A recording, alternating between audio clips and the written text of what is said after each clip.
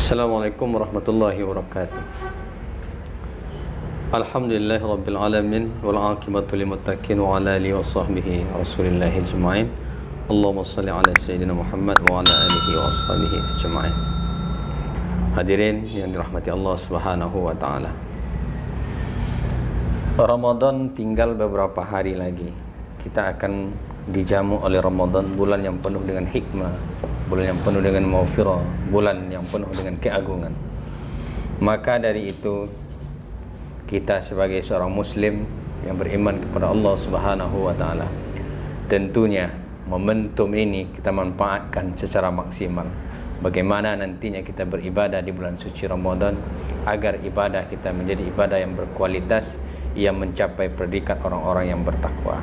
Maka oleh sebab itu kita dianjurkan memiliki keilmuan dan juga bagaimana kita mempersiapkan, karena ini juga merupakan tabiat Rasulullah sallallahu alaihi wasallam, sebagaimana dalam riwayat ketika Ramadan ini hadir maka beliau memanggil para sahabat untuk berkumpul, kemudian memberikan keilmuan-keilmuan. Maka inilah yang kita kupas pada sore hari ini bersama Ustaz Zahrizul. Ya Ustaz ya? Insyaallah. Jadi mari kita simak bagaimana penjelasan Ustaz Zahrizul ini mengenai kesiapan kita menyambut bulan suci Ramadan, kemudian bagaimana nantinya kita beribadah di bulan Ramadan, ibadah yang ikhlas, ibadah yang qabul di sisi Allah Subhanahu wa taala. Silakan Ustaz. Baik, alhamdulillah pada sore ini kita bisa bersua kembali ya. Ya. Ustaz Busro. Dalam sebenarnya bukan ceramah ini, kita bukan ceramah, kita diskusi. Kita dialog ringan saja terkait dengan ya hal-hal yang berada di sekitar kita, masalah sosial, keagamaan dan lain sebagainya. Ini yang paling dekat dan kita sekarang ini itu Ramadan. 2-3 hari lagi lah ya, Ramadan. Hari lagi. Kalau yang puasanya tanggal hari Sabtu, berarti tinggal 2 hari lagi. Kalau puasanya hari Ahad, berarti tinggal 3 hari lagi, insya Allah akan masuk ke Ramadan. Ya. Nah, tentu saja seperti yang disampaikan tadi, Ramadan itu adalah bulan yang sangat spesial dalam Islam, menempati sesuatu yang sangat istimewa bagi umat Islam di seluruh penjuru dunia. Jadi bukan saja di Indonesia, tapi di seluruh penjuru dunia umat Islam bersukacita menyambut kedatangan Ramadan ini. Nah, tetapi ini juga didasari oleh hadis Rasulullah SAW. Barang siapa yang bergembira dengan kedatangan Ramadan akan Allah ampunkan dosa-dosanya. Kan ada hadisnya begitu.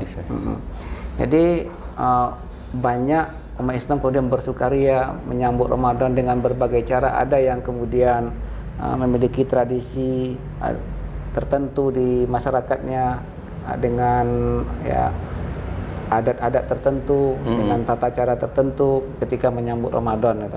Jadi intinya mereka berbahagia dengan kedatangan Ramadan. Ini bahagian daripada wujud kebahagiaan ini. Ya, ini bagian dari wujud kebahagiaan, bergembira. Ramadan datang bergembira. Kalau kita menyambut sesuatu yang luar biasa, tentu kegembiraan kita juga melebihi kegembiraan yang lain itu. Nah, jadi yang pertama ketika menyambut Ramadan itu adalah kita berbahagia dengan kedatangan Ramadan. Nah, dengan cara berbahagia ini juga ya, itu macam-macam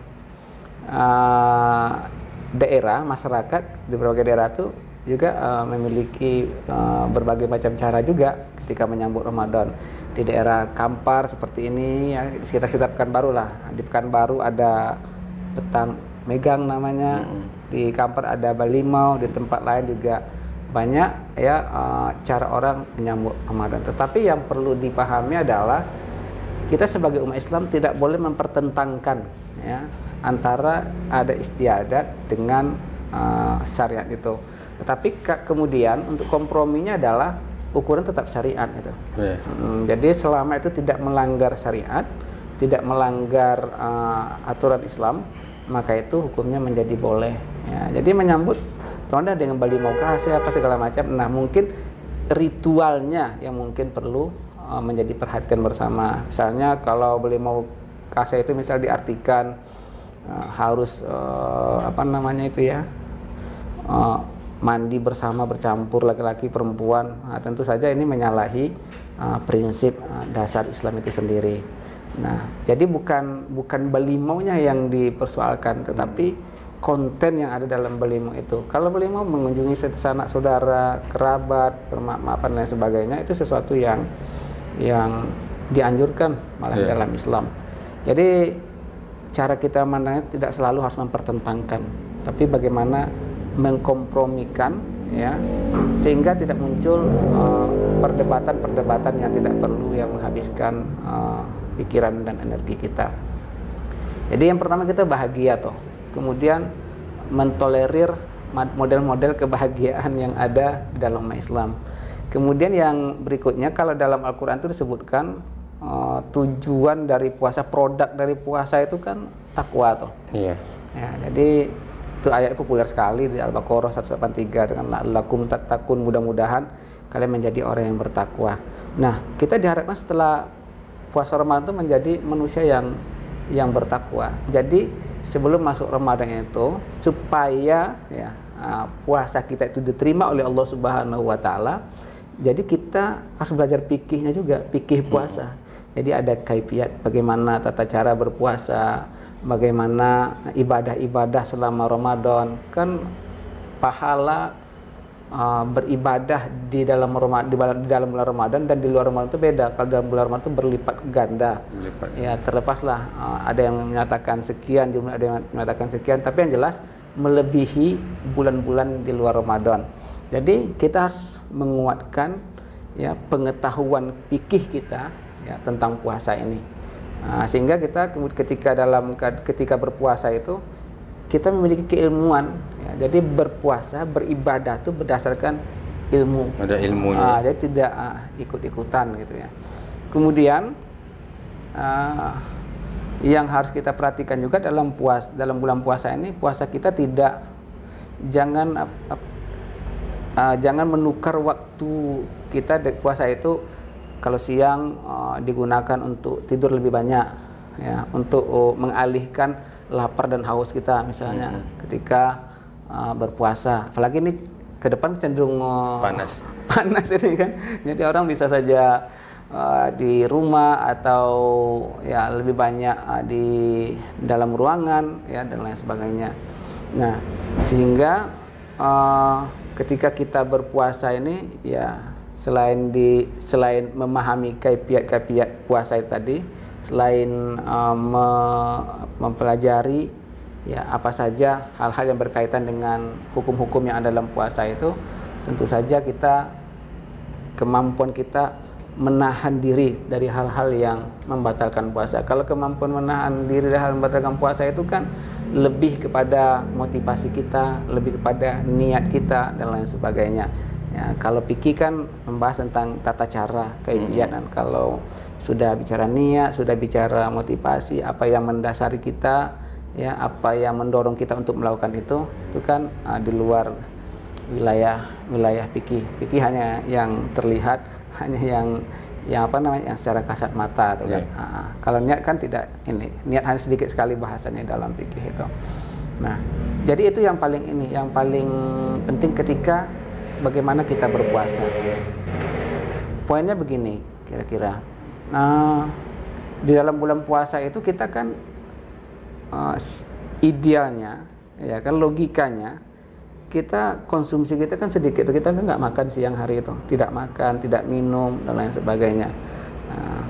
Kemudian tentu saja seharusnya ya jumlah belanjaan kita di bulan puasa itu cenderung harusnya menurun, tetapi yang terjadi meningkat di masyarakat kita kebalikannya. Jadi di bulan puasa biasanya itu harga-harga bahan pokok itu menjadi naik karena permintaan juga meningkat, sehingga ini disebabkan oleh tingkat konsumsi masyarakat juga meningkat. Sehingga puasa memang kalau siang memang puasa, nggak makan, nggak minum, tetapi begitu malam, begitu mulai sore orang mulai berburu jajanan, berburu makanan sampai pada waktu sahur. Nah, jadi begitu azan maghrib mereka makan ya sebanyak-banyaknya, melampiaskan lapar dan hausnya yang siang tadi, sehingga salat Isya, tarawih, witir itu menjadi berat dilakukan karena perut kita sudah sangat dalam keadaan kenyang gitu. Nah, jadi ini perlu kita menjadi perhatian kita juga ya. Puasa itu mendidik kita salah satunya untuk mengendalikan nafsu kita dan kemudian membantu kita untuk menjadi lebih sederhana ya dalam konsumsi makanan, apalagi menjelang Lebaran biasanya kan orang itu mall rame, pasar rame, toko-toko pakaian rame, orang berbelanja untuk keperluan mengatasnamakan keperluan Lebaran gitu, beli kue, pakaian dan lain sebagainya. Jadi yang kita persiapkan itu selain ilmu puasanya, ya kan ilmunya, tapi juga spiritnya juga harus kita luruskan tuh, niatnya juga harus kita luruskan ketika kita berpuasa, karena puasa ini langsung kepada Allah Subhanahu Wa Taala. Kita nggak tahu orang di sekitar kita puasa atau tidak. Yang tahu tuh Allah kan orang bisa aja pura-pura kan. Iya. Nah, ini pura-pura loyo, pura-pura haus dan lain sebagainya. Nah, jadi ini adalah ibadah yang langsung dipersembahkan kepada Allah Subhanahu Wa Taala. Jadi itu diantara beberapa yang mesti kita perhatikan ketika akan dan sedang berpuasa supaya targetnya tercapai. Target tadi kan targetnya la'allakum tattaqun gitu kan. Sebenarnya kita tidak perlu banyak bahas dalil sebenarnya, karena dalil itu udah melimpah sebenarnya kan. Disebutkan oleh para ustaz-ustaz kita tuh. Man farraha bidkhul Ramadan, kemudian apalagi itu ya ayyuhallazina amanu, banyak sekali dalil-dalil tentang Ramadan. Sekarang jadi di samping itu apa yang paling penting Ustaz dalam hal tadi Ustaz berbicara tentang ibadah internal yang ada di bulan suci Ramadan. Dan itu sangat luar biasa. Jika itu dilakukan untuk kita, tentu akan sampai kita pada tujuan-tujuan sebagaimana yang Allah nyatakan. Kemudian pada sisi lain, substansi daripada kebahagiaan kita itu sebenarnya apa esensial isi daripada kebahagiaan ini? Ramadan itu. Nak kebahagiaan kita menyambut bulan suci Ramadan ini. Isi daripada kebahagiaan itu. Ya. Jadi esensi ya, apa yang menyebabkan kita tuh harus berbahagia, harus bergembira. Isi bahagia itu apa kan itu? Menyebabkan Ramadan tuh. Yang pertama, kenapa kita berbahagia itu? Ya, disebabkan karena di bulan Ramadan itu ada satu malam, ya, malam Lailatul Qadar namanya, dan itu adalah saya selalu menyebutnya akselerasi ibadah, karena satu malam itu setara dengan 1000 bulan kan, sekitar 80 tahun sekian lah.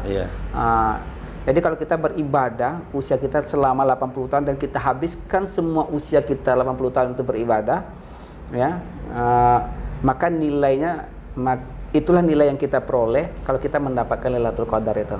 Nah, jadi salah satu alasan kita bergembira dengan masuknya bulan Ramadan itu adalah kita akan berharap bertemu dengan Lailatul Qadar. Nah, itu salah satu alasan utama kita. Ya, kemudian yang tentu saja ini ibadah yang langsung seperti yang saya sampaikan di awal tadi, ibadah yang langsung diterima oleh Allah Subhanahu Wa Taala. Ya, Allah langsung yang menyaksikan kita sebagai orang-orang yang berpuasa. Nah, jadi itulah sebenarnya yang mendasari kenapa kita harus berbahagia, karena umur usia kita ini pendek. Usia umat Nabi Muhammad ini pendek-pendek, antara kisar 60-70, tetapi kita diberikan kelebihan dibanding umat lain, yaitu nilai kualitas ibadah kita. Jadi kualitas ibadah kita itu tetap bisa setara bahkan melebihi umat-umat yang lain walaupun umur mereka lebih panjang dari kita. Jadi itu saya kira yang menjadi sebab kenapa kita harus berbahagia ketika bertemu Ramadan itu. Jadi bukan karena lebaran tuh ya itu semacam bonus lah. Bonus, ya, setelah sebulan Ramadan kita berperang melawan nafsu kita kemudian dikasih reward oleh Allah Subhanahu Wa Taala untuk Idul Fitri berlebaran. Karena memang Lailatul Qadar itu ada di bulan Ramadan ya. Dan itu memang setara dengan umur kita sebanyak 80 tahun tadi ya. Dan inilah yang mungkin yang kita kejar nanti ya. Untuk melaksanakan ibadah-ibadah lainnya. Di samping itu apa lagi? Ya, yang menyebabkan kita berbahagia banyak. Banyak. Banyak sekali. Tadi di awal sudah saya sebutkan tadi berlipat ganda. Bahkan tidur orang yang berpuasa itu menjadi ibadah, tapi bukan orang yang menghabiskan waktunya untuk tidur. Misalnya dia tertidur ketika bulan puasa itu, ya, misalnya habis zuhur, kemudian habis sholat zuhur, kemudian dia tertidur, itu menjadi ibadah, ya, menjadi ada nilainya, tidurnya itu ada nilainya itu. Ya, ketika dia menuntut ilmu, menghadiri majelis ilmu, ya, itu pahalanya juga berlipat ganda. Ketika dia sholat, puasa, juga nilainya berlipat ganda. Jadi bukan sekedar Lailatul Qadar saja, tapi semua bentuk amalan di bulan Ramadan itu mengalami akselerasi, akselerasi percepatan lah. Terjadi peningkatan yang luar biasa ya, dibandingkan bulan-bulan sebelumnya.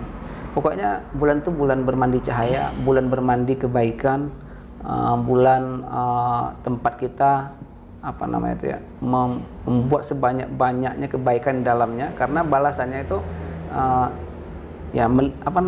melimpah-limpah, katakanlah begitu kira-kira. Jadi rugi kita ya kalau tidak dimaksimalkan nanti. Sangat rugi lah kalau kita tidak berpuasa Ramadan, tidak melaksanakan. Jadi ada soma, ada koma itu kan. Kalau soma itu ya puasa siang, man soma Ramadanan imanan wahtisaban, itu sampai akhir.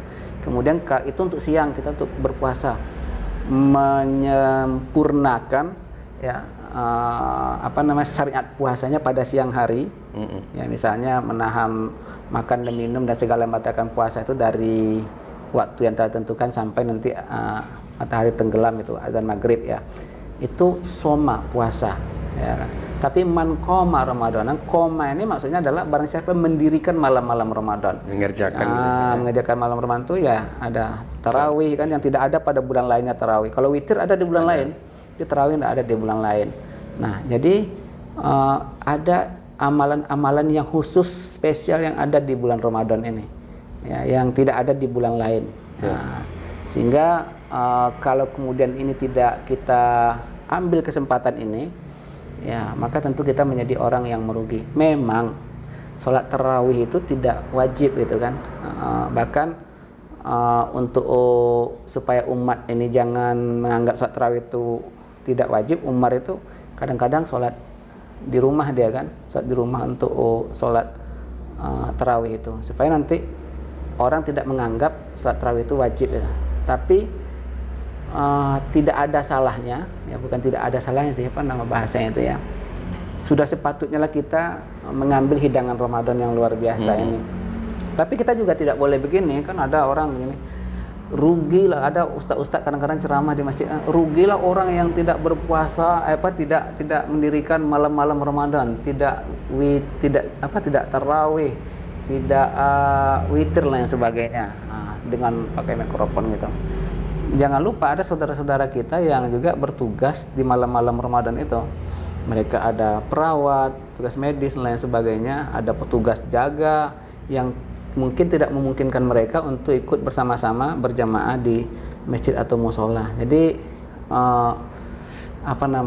sensitivitas kita ya, seolah kalau tidak lakukan itu orang menjadi sangat jangan terlalu mengklaim lah ya. Tidak, lihatlah situasi kondisi. Jadi ini ada waktu yang timingnya yang pas, harus sampaikan. Ini ada sensitif lah terhadap keadaan, karena tidak semua profesi sama. Kalau orang-orang yang kerja di kantoran ya misalnya, tentu akan lebih mudah untuk berpuasa di dalam ruangan. Tetapi saudara-saudara kita yang bekerja di lapangan, misalnya kayak lagi bangun gedung dan lain sebagainya, membangun jalan, ya tentu mereka akan mengalami sedikit kesulitan dibandingkan yang lain. Tetapi tidak juga harus, tapi pikirnya juga ada, kalau mereka nggak sanggup, mereka boleh memfidyah puasa mereka kan. Ada ulama yang membolehkan begitu. Tapi juga jangan salah ya, di zaman Rasul itu perang Badar itu terjadi di bulan Ramadan. Itu Badar di jarak di Mekah itu jauh sekali. Mereka tuh berjalan kaki ke sana kan, dan berperang, bukan hanya sekedar berjalan tapi bertempur ya dengan kaum Quraisy itu. Di bulan Ramadan itu dilakukan. Jadi ini saya kira pelajaran dari Badar itu ya. Jadi tidak ada alasan bagi kita sebenarnya untuk tidak melaksanakan puasa. Sedangkan Rasul aja di bulan Ramadan tuh berperang bukan sekedar berjalan meninggalkan kota Mekah, tapi berperang ya, adu senjata dengan kaum kafir Quraisy itu. Dan bahkan dalam riwayat-riwayat yang kita baca, Ramadan ini puncak gemilang prestasi umat Islam. Karena memang banyak prestasi-prestasi seperti perang Badar tadi, dinasti Bani Umayyah, Fathul Makkah dan lain sebagainya, termasuk kemenangan masyarakat Indonesia 17 Agustus 1945 juga dideklarasikan di bulan Ramadan. Di bulan Ramadan. Artinya memang Ramadan ini luar biasa, amazing, banyak menghadirkan kebaikan-kebaikan dan kemenangan-kemenangan. Maka kita tentu sebagai masyarakat Muslim tentu menyambut baik dan memanfaatkan waktu kita untuk mengisi nilai-nilai Ramadan ini. Ya. Kita jangan kehilangan momentum kan. Ya, betul. Jadi sebagai umat Islam, anggap ini seolah-olah Ramadan terakhir kita. Iya. Tidak ada lagi Ramadan setelah ini. Ya, ini Ramadan terakhir kita. Bagaimana kira-kira kalau disebutkan kita ini Ramadan terakhir kamu, setelahnya kamu tidak akan bertemu lagi dengan Ramadan gitu. Tentu kita akan berjibaku sekuat tenaga, sekuat daya upaya kita untuk mendirikan Ramadan kita pada tahun ini dengan penuh semangat dan dengan penuh dengan penuh semangat, dengan penuh dengan segala kemampuan kita akan laksanakan ibadah Ramadan ini sekuat tenaga kita. Ya, jadi anggap saja ini Ramadan terakhir kita, sehingga kita betul-betul fighting gitu ya, betul-betul akan melaksanakan Ramadan dengan sangat baik, sehingga targetnya bisa tercapai.